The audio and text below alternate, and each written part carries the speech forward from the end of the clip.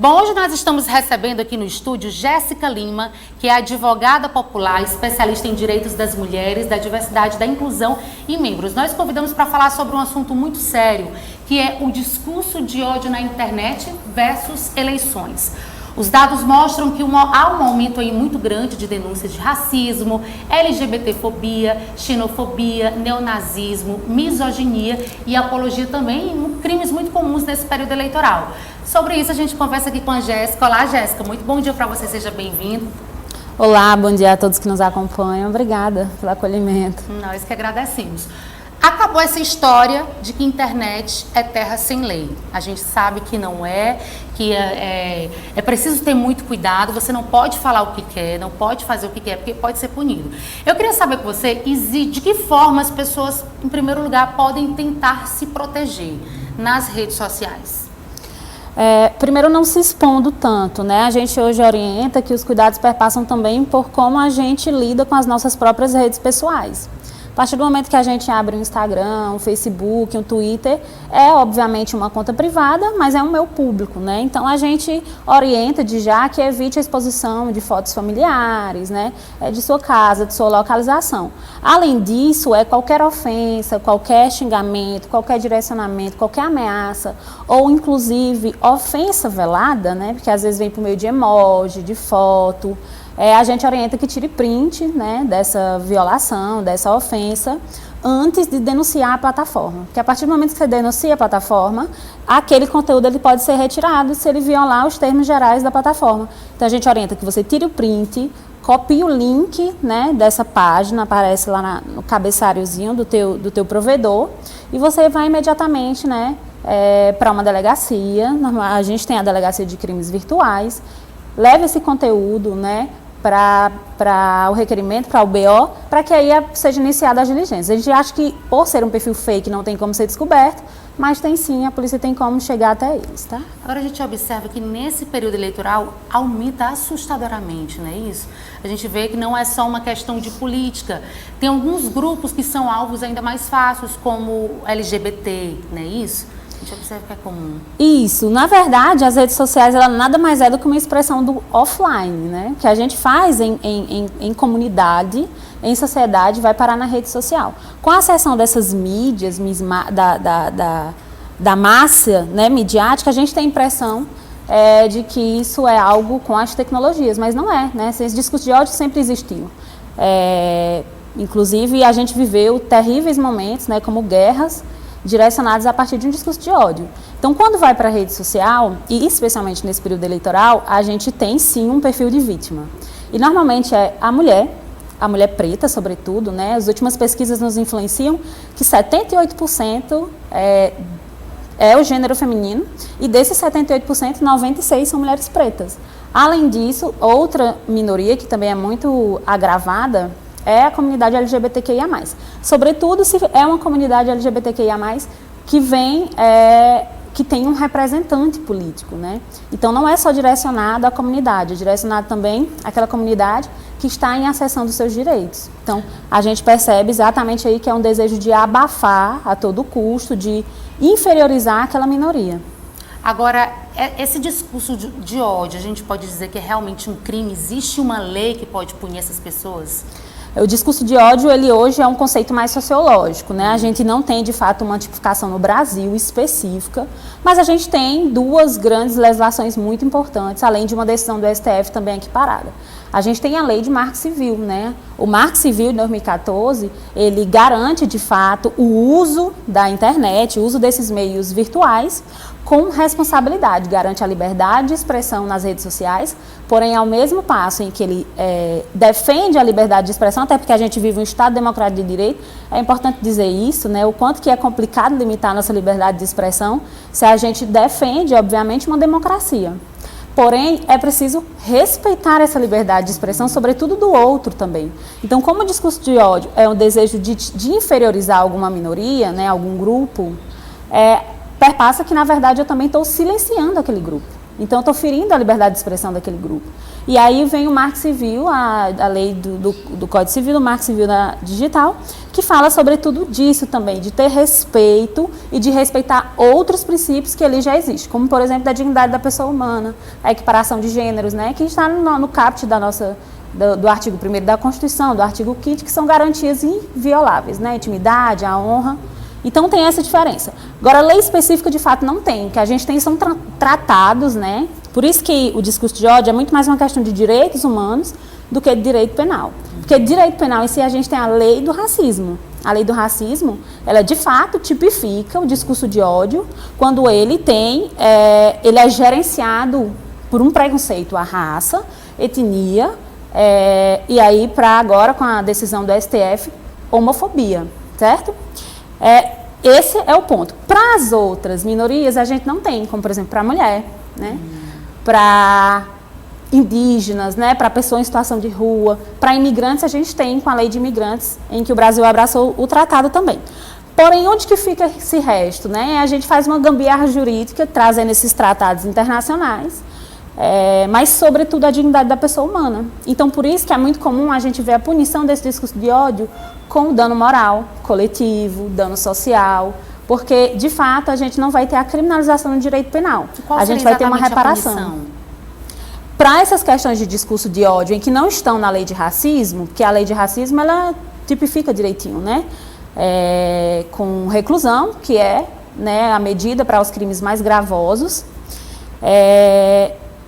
e quando não está equiparado na lei de racismo, que a gente não tem aí um motivo de raça, etnia ou de homofobia, a gente vai para a responsabilidade civil, porventura. Nessas questões de eleições está muito comum os nossos gestores políticos, líderes políticos também fazerem discurso de ódio.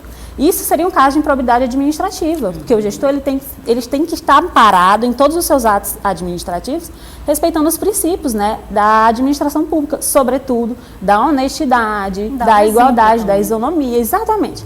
Então, esse é um tipo de punição. Outra é a responsabilidade civil, dano moral, que pode ser o dano pessoal, né, me sentir ofendida, enquanto coletivo, enquanto grupo, enquanto minoria a qual me encontro, seja mulher, seja indígena, seja judeu, né, seja pessoa em situação de rua, imigrante, seja LGBTQIA+.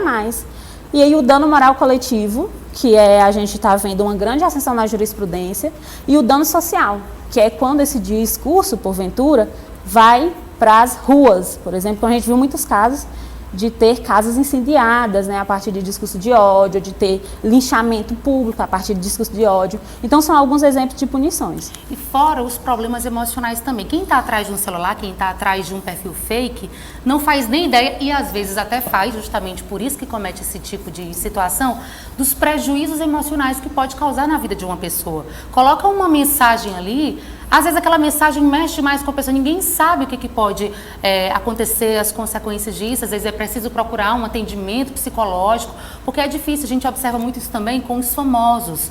Qualquer coisa que se faça vira uma confusão, vira polêmica, muito discurso de ódio, então a gente precisa ter esse cuidado, né? Porque são muitos prejuízos. E eu não sei se existe alguma, na questão da lei, em que a pessoa, se ela for acusada, ela tem que arcar com os custos emocionais? Existe alguma brecha para isso? A gente tem jurisprudência, a gente já teve um precedente, né, de uma pessoa ter, sim, que custear com um tratamento psicológico, por exemplo, a partir daquela ofensa. Isso aconteceu num caso de gordofobia. É algo que não é tipificado, mas que houve aí uma reparação civil, né, porque a gente tem um Código Civil que repara a ofensa. Repara a ofensa proporcional ao dano em que ela causou. Então, se aquele dano me causou uma necessidade de tratamento psicológico, psicoterápico, que seja, sim, é a obrigação do ofensor que isso seja custeado. O que é preciso, né, preciso destacar, é que as nossas jurisprudências, elas precisam alcançar também essa necessidade de compreender que momento sociológico a gente vive, qual é a nossa realidade cultural. Inclusive, existe um estudo muito recente que compara os países sul-globais, né? Compara essa questão do discurso de ódio. E é muito interessante. Chegou-se à conclusão que o discurso de ódio ele foi freado, porque ele está, na verdade, sinergeticamente ligado com o preconceito, né? Com a discriminação. Então, na verdade, ali é um ódio às pessoas. porque acho que a minha raça é superior a alguma daquelas minorias. E aí, nesse contexto, esse estudo muito interessante diz o seguinte, que nos países em que houve uma política de conscientização, uma política de educação, e a parte do meu dever de cidadania... Os casos diminuíram. Nos casos diminuíram, junto com a punição, óbvio, né, com a criminalização da conduta. Nos países em que tinha somente a criminalização da conduta, o discurso de ódio se acirrou, não teve nenhuma diferença. Então, para cá do Brasil, é uma realidade. As jurisprudências elas precisam alcançar nisso para tratar o discurso de ódio muito mais como um fator sociológico do que tão somente punitivo. Isso pode ser trabalhado nas escolas, no próprio ambiente de trabalho, não é isso? Em todos os espaços, sobretudo, né, nas mídias sociais também, né? Inclusive, é importante que se diga que o que a gente tem, por exemplo, de defesa nesse meio digital são os termos gerais da plataforma. E aí, como é que a plataforma identifica um discurso de ódio? Com robôs, algoritmos que a gente fala. Então, às vezes é injusto, a depender do nosso contexto cultural. Algumas postagens que devem ser, de fato, censuradas, elas não são, e outras que não, na verdade, eram realmente liberdade de expressão, elas são censuradas. E aí passa o falso sentimento social de que existe uma censura contra a liberdade de expressão e de pensamento, que inclusive, diga-se de passagem, é inviolável. Mas a dignidade da pessoa humana também é inviolável. Então, quando a gente tem esses dois conflitos, o que a gente vai fazer? Análise, né? Análise sociológica de todo o caso. Por isso, os casos eles têm que ser analisados conforme a realidade, né, geográfica, inclusive, porque o que é um discurso de ódio aqui no Nordeste é muito mais gravoso do que no Sul. Nosso sotaque, por exemplo, xenofobia que a gente sofre nos espaços do Sul e do Sudeste. Então, como você bem disse, é algo que já devia ser iniciado nas escolas, né, nas escolas, séries. inclusive, eu disse, porque é impressionante. Isso acontece até com crianças. Isso. Crianças já praticando discurso de ódio. Então, isso é inadmissível. A gente tem que tomar medidas urgentes, né? O bullying, ele agora também é virtual, né? Inclusive numa maior proporção, porque ficou inseguro. E a gente sabe a realidade do perfil dos nossos pais. São pais que trabalham o dia inteiro. Não tem, muitas vezes, como estar controlando o celular da criança o tempo inteiro. E o que era um ambiente de informação, e de informação, sim, muito útil, que gerava o crescimento, está se tornando algo tóxico. E aí a gente vê nossas crianças desanimadas, desarticuladas e muitas vezes violentas. Porém, é preciso que se diga que o perfil do discurso de ódio não é tão somente adolescentes, né, crianças. Pelo contrário, a maioria são adultos, sim, né? Exatamente. E adultos... Você tem só um exemplo, porque assim, o caso de criança acaba sendo mais grave porque é uma criança. Sim. E muitas vezes, ela traz isso de onde? Da família. Exatamente. Às vezes ela vê o pai falando isso, a mãe falando isso, ela vai replicar nas redes sociais, né? Isso. E aí você falou sobre essas questões das eleições, e é importante que se diga que o perfil, inclusive, da mulher vítima é a mulher candidata, em sua maioria. Ou a mulher que, por exemplo, está fazendo uma análise política do momento. Ela é violentadamente ofendida nas redes sociais por perfis fakes, como você bem falou, é alguém que se sente confortável atrás da tela do computador, mas que talvez não tenha noção. Não tem coragem de falar o que pensa pessoalmente e se esconde nas redes sociais, Exato. Né?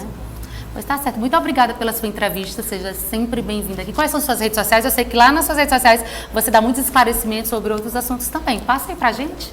Minhas redes sociais é Jéssica Limaro, né? Meu Yahoo, meu Facebook, meu Twitter. E lá, de fato, dou todas as dicas de como se proteger, né, de quem você deve procurar, mas também de como você deve se policiar na sua posição como cidadã, né? Às vezes a gente também perpassa alguns discursos de ódio, é importante que a gente entenda qual é o nosso papel nesse espaço. Agradeço a oportunidade, é sempre um prazer estar aqui.